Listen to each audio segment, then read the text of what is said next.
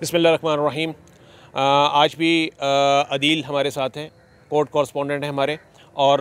कुछ दो breaking news हैं आज ही की जो डेवलपमेंट्स हुई हैं उसके हवाले से। Adeel, very quickly.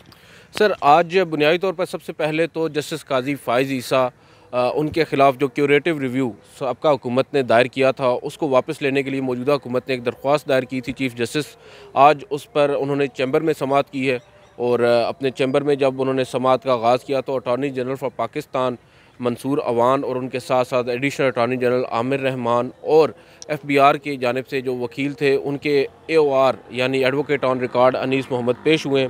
1 घंटे से ज़ायद ये समाअत चली है, तवील समाअत थी, और उस समाअत के दौरान जो है वो काफ़ी कुछ बातें भी हुई हैं जो अब कुछ देर के बाद सामने आएंगी एक ऑर्डर की सूरत में। आज पहली दफ़ा मेरी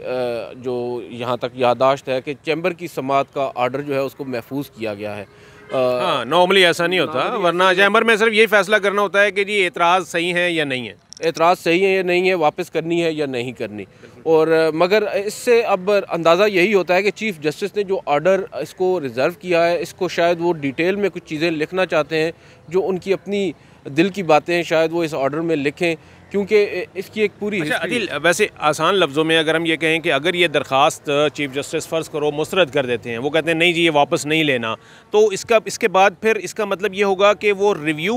पिटीशन बहाल होगी या वो रेफरेंस बहाल हो जाएगा? नहीं सर, रेफरेंस तो नहीं, लेकिन जो क्यूरेटिव रिव्यू है उसको आप एक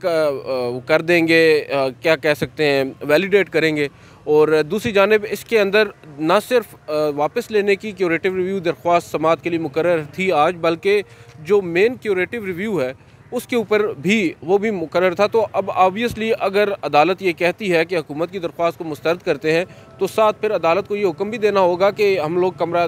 सुप्रीम कोर्ट नहीं, क्यूरेटिव रिव्यू यानी जो नज़र षानी है वो मुकर्रर भी थी समाअत के लिए? नहीं, मुकर्रर नहीं, उसके ऊपर जो एतराज़ात आए थे वो एतराज़ात आए किए थे ना रजिस्ट्रार ऑफिस ने, उनको भी समाअत के लिए मुकर्रर कर रखा था अदालत ने। आज एक लंबी चौड़ी काज लिस्ट थी और तमाम तर जो दरख्वास्त गुजार थे उनकी दरख्वास्तें आई हुई थी। अब इसकी आपकी जजमेंट क्या कहती है कि वो क्या फ़ैसला होगा जो महफूज किया गया है? सर, मुझे तो जजमेंट हमारी तो जो अंडरस्टैंडिंग है वो हम लोग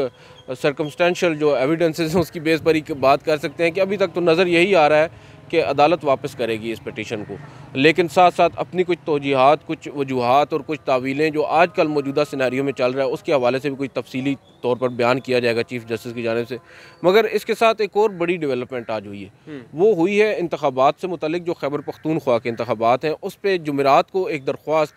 PTI ने सुप्रीम कोर्ट में दायर की थी, स्पीकर KP की जानिब से। बिल्कुल बिल्कुल। और उस दरख्वास्त में उन्होंने कहा था कि जिस तरह पंजाब के इंतखाबात की तारीख दी गई है, सुप्रीम कोर्ट अब खैबर पख्तूनख्वा के इंतखाबात की भी तारीख दे। मगर इस दरख्वास्त पर माजी की तरह ऐसा नहीं हुआ कि पहले रोज़ ही नंबर लग जाए और उसको समाअत के लिए 2 रोज़ के बाद मुकर्रर कर दिया जाए। जो ये दरख्वास्त दायर हुई इसके ऊपर अव्वल तो जो है वो किसी भी तरह का नंबर तो दूर की बात, एतराज़ात की बात चलने लग गई। हमारी वकला से बात हुई, उन्होंने बताया कि एतराज़ात अभी तक आयद नहीं हुए। कुछ ब्रांच के अंदर हमारी बात हुई और आज सुबह मेरी एक दोस्त से बात हो रही थी, उसने मुझे बताया कि एतराज़ात आयद हो रहे हैं और कुछ ही देर के बाद अब एक कापी प्रॉपर तौर पर आ चुकी है जिसके ऊपर रजिस्ट्रार ऑफिस ने उनके ऊपर एतराज़ात आयद किए। क्या एतराज़ात हैं? एतराज़ात काफ़ी आप कह सकते हैं भोंडे किस्म के एतराज़ात हैं। वो 250 रुपये फ़ीस होती है दरख्वास्त दायर करने की, उसकी रसीद साथ नहीं लगाई हुई, एक तो उसका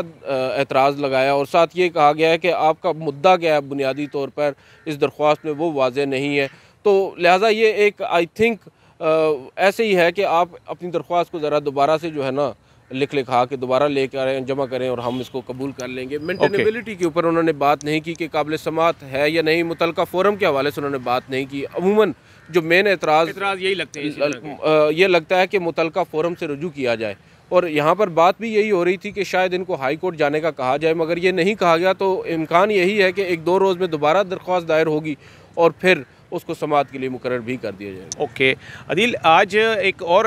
डेवलपमेंट जो है वो हमने देखी, डेवलपमेंट तो नहीं, एक हैपनिंग हमने देखी कि पाकिस्तान के आईन पाकिस्तान की गोल्डन जुबली तकरीब जो है वो हुकूमत मना रही थी और कौमी असम्बली के हाल में, पार्लियामेंट के हॉल में जो है वो तकरीब हुई थी। तो वहाँ पर जो मेहमान थे उसमें एक स्ट्राइकिंग पर्सनैलिटी जो है ना वहाँ पर नज़र आई कि वो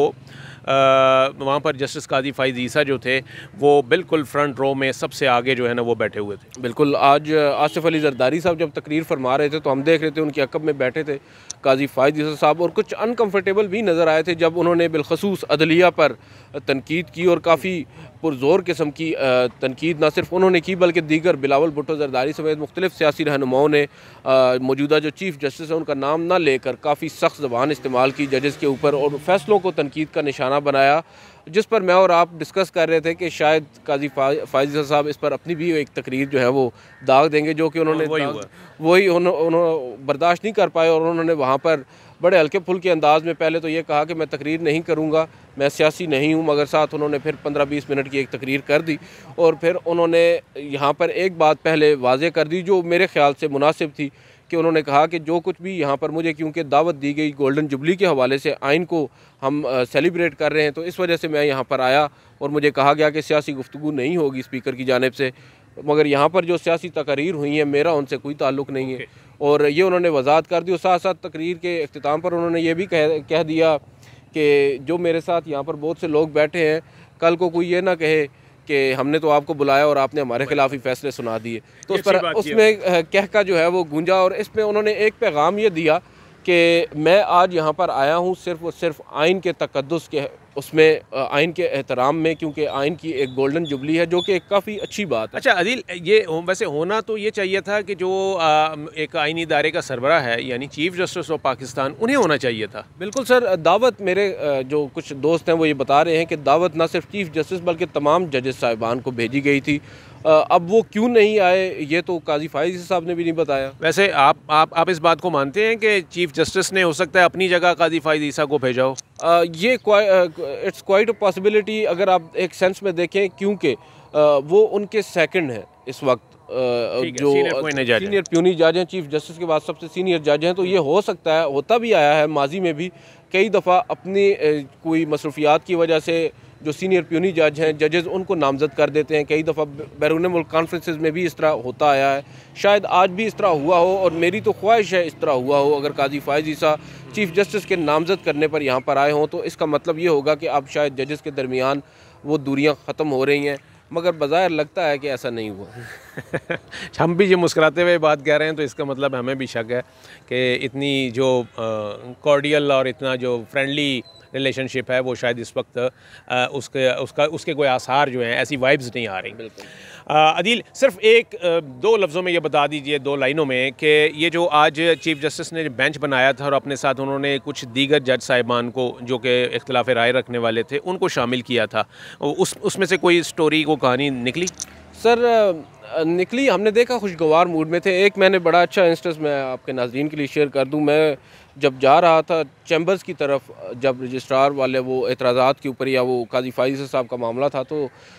हम कोशिश कर रहे थे उस मामले को रिपोर्ट करने की, तो मैं जब जा रहा था तो कमरा अदालत नंबर 8 आपको पता है नीचे आता है रास्ते में ही, तो वहाँ पर मुझे 2 पुलिस एहलकारों ने रोक लिया और उन्होंने कहा कि जजेस साहिबान आ रहे हैं तो थोड़ी देर के लिए रुक जाएँ। आपको पता है अदालत के अंदर एक रूट लगता है, जब जजेस आते हैं तो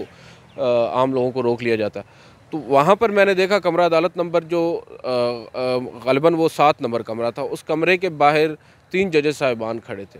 वो आए उसी वक्त और वहाँ पर खड़े थे, दरवाज़ा खुलने का इंतज़ार था क्योंकि वो गाउन लेकर आ रहे थे अंदर से। और वो 3 जजेस साहिबान थे, जस्टिस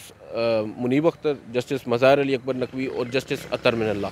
इन तीनों का एक बेंच था जो एक 11:30 बजे के बाद था, और उस बेंच के अंदर ये तीनों जजेस थे। और मैं ख़ुद हैरान हुआ कि काफ़ी आप कह सकते हैं खुशगवार अंदाज में वहाँ पर गुफ्तगू हो रही थी, बल्कि मुस्कुराहटों का तबादला हो रहा था। और मैं स्पेसिफ़िकली मैंने तीनों जजेस को देखा, और उसके बाद बल्कि मेरा तो आई कांटेक्ट हुआ जस्टिस अतर मिनल्ला से, तो उन्होंने हमें भी एक मुस्कुराहट दी वहाँ से, और फिर वो कमरा अदालत में चले गए। तो बज़ाहिर नज़र ये आ रहा है कि बर्फ़ शायद पिघल रही है, जो कल तक ये बातें हो रही थी। हमने भी रिपोर्ट किया है कि शायद अब टॉकिंग टाउन्स पर भी लोग जो हैं वो नहीं हैं, लेकिन अब शायद वापस हालात नॉर्मल हो रहे हैं। ओके, बड़ी अच्छी पेशरफ्त बज़ाहिर तो बता रहे हैं कि जी ये जज साहिबान अगर एक ही बेंच में बैठते हैं, इख्तिलाफ़ राय रखने वाले जज साहिबान, और अगर justice Qazi Faez Isa chief justice of Pakistan की नुमाइंदगी करते हुए पार्लियामेंट में आते हैं, पार्लियामेंट में नहीं बल्कि गोल्डन जुबली तकरीब में आते हैं, तो ये अच्छी खुशाइंद बात है। और जैसा कि अदील ने कहा कि जी ऐसा लग रहा है कि शायद बर्फ़ पिघल रही है, लेकिन मैं यहाँ पर एक कोट करूँगा कि वो ये भी कहा जाता है कि किसी मकान की छत अगर सफ़ेद बर्फ़ से ढकी हुई हो तो इसका हरगिज़ ये मतलब नहीं होता कि मकान के अंदर आग नहीं जल रही। तो इस चीज़ को समझिएगा और हम इन्हीं इश्यूज़ के वो साथ लेकर जो है अगले व्लॉग में हाज़िर होंगे। Thank you.